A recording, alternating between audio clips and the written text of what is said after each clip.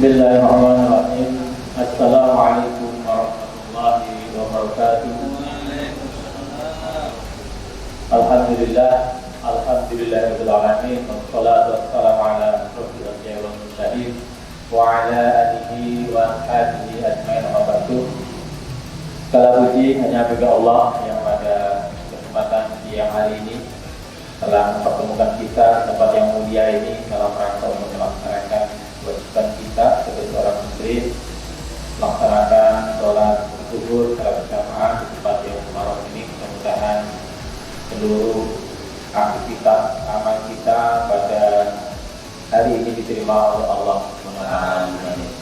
Salawat dan salam semoga tercurah kepada junjungan kita Rasulullah Muhammad Sallallahu Alaihi Wasallam dan keluarga, sahabat dan orang-orang yang senantiasa istiqomah dalam menegakkan Islamnya.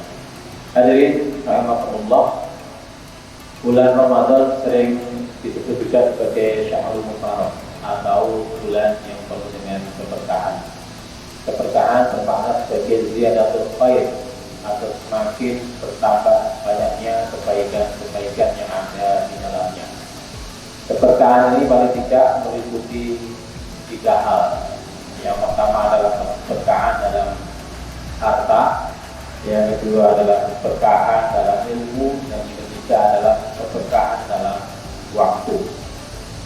Harta yang barokah adalah harta yang kita peroleh dengan cara yang halal, dan kemudian hasilnya pun juga akan semakin mendekatkan kita kepada Allah. Ketika harta kita sudah sampai nisab, maka kemudian kita gunakan atau kita keluarkan zakatnya. Terlebih lagi di bulan Ramadan, selain zakatul fitrah, kita pun juga kalau sudah sampai nisab, kita juga punya kewajiban untuk mengeluarkan zakat mal atau zakat profesi atau zakat-zakat yang lain yang memang harus kita keluarkan zakatnya. Kemudian kalau ada kelebihan, kita bisa gunakan untuk infak, untuk semakin mendekatkan diri kita pada Allah. Kalau lebih lagi kita gunakan untuk berangkat haji sebagai salah satu rukun Islam yang kelima, maka itu adalah salah satu indikator dari harta yang berkah. Di mana semakin banyak yang kita dapatkan rezeki dari Allah, semakin banyak pula amal soleh yang kita lakukan dengan harta yang kita dapatkan. Yang kedua adalah keberkahan dari sisi ilmu. Ilmu yang barokah adalah juga ilmu yang semakin banyak kita dapatkan, semakin banyak peluang amal kita untuk mengajak manusia yang lain akan semakin mengenal Allah. Dengan ilmu yang kita miliki, ilmu apapun itu, baik itu ilmu dunia maupun ilmu yang duniawi, semuanya itu hakikatnya berasal dari Allah. Dan ilmu yang barokah adalah semakin banyak yang kita dapatkan, semakin tinggi ilmu yang kita peroleh, maka itu adalah merupakan ladang atau amunisi dakwah yang bisa kita gunakan untuk mengajak semakin banyak orang kepada jalan Allah, kepada jalan Islam. Itu adalah salah satu ilmu yang berkah. Dan semakin lama, semakin bermanfaat ilmu yang kita sampaikan kepada manusia yang lain, itu sesungguhnya juga berpotensi untuk menjadi amal jariah yang tidak akan pernah terputus. Ya, selama ilmu itu dipahami, diamalkan oleh setiap manusia yang pernah memperoleh pencerahannya dari kita. Dari sini kita semakin memahami bagaimana Rasulullah dan para sahabat, para salafus saleh, ilmu yang mereka dapatkan dan mereka syiarkan kepada seluruh penjuru dunia ini sampai kemudian juga ke tengah-tengah kita. Mereka sampai saat ini akan terus mendapatkan pahala mulia karena dakwah yang mereka sampaikan.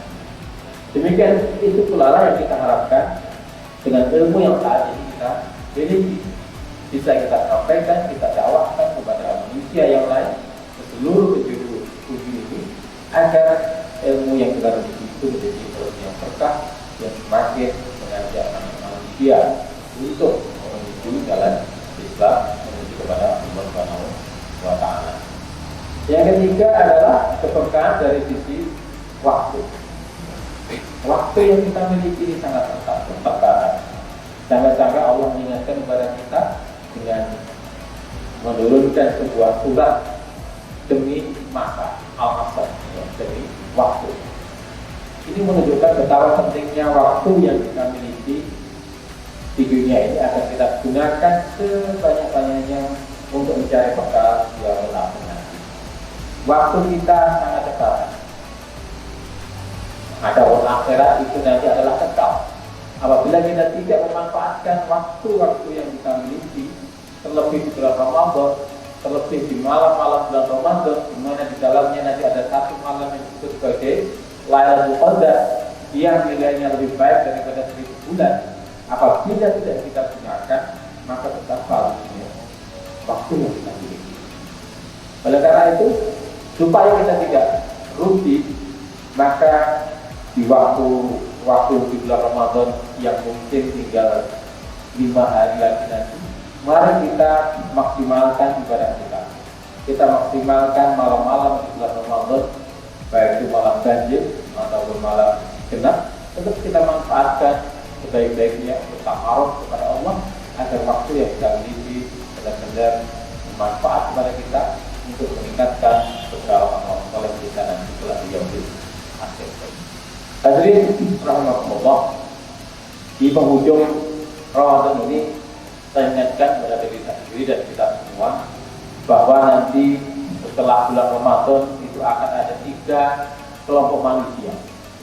Yang pertama, yang pada saat bulan Ramadan dia rajin beribadah, dia rajin mengaji, dia rajin baca Al-Quran, dan kemudian setelah Ramadan selesai dia tetap bertahan dengan kebaikan-kebaikan yang dia laksanakan selama bulan Ramadan. Maka kelompok inilah yang disebut sebagai kelompok orang yang beruntung. Qad aflaha man tazakka wa dzakara rabbihi fasallah. Beruntung orang-orang yang mensucikan jiwanya. Mereka menyibukkan diri di bulan Ramadan ini dengan tazkiyah tubuh, dengan penyucian jiwa, dengan seluruh ibadah-ibadah yang dilakukan, dan ibadah yang wajib maupun yang sunnah, maka kemudian dia akan memperoleh jiwa yang suci, jiwa yang wada harus marofi fasallah, dan mereka senantiasa mengingat nama Tuhannya, kemudian mereka melaksanakan sholat.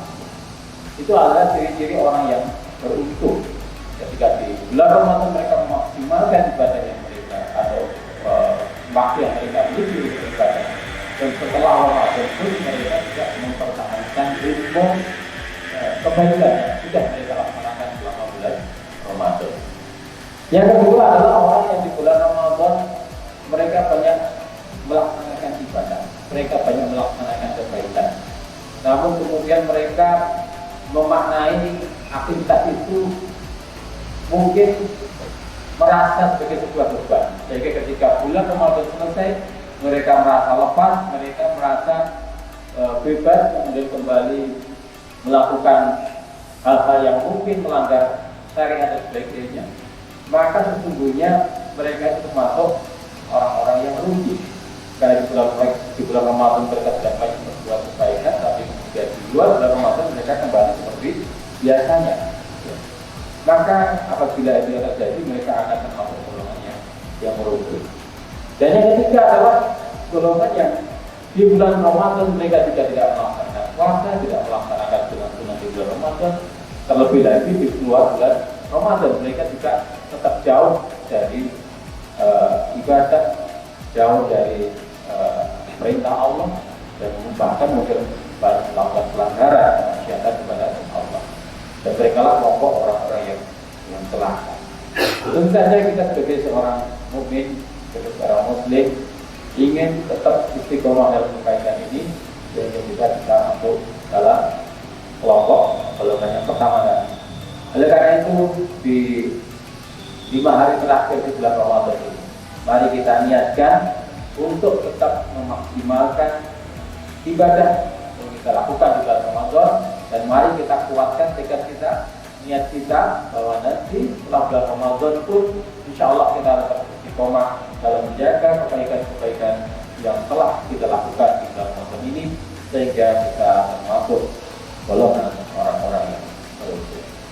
Insyaallah yang bisa kami sampaikan ada bentuknya atau ada benarnya ada dari Allah, yang salah ada pribadi, wa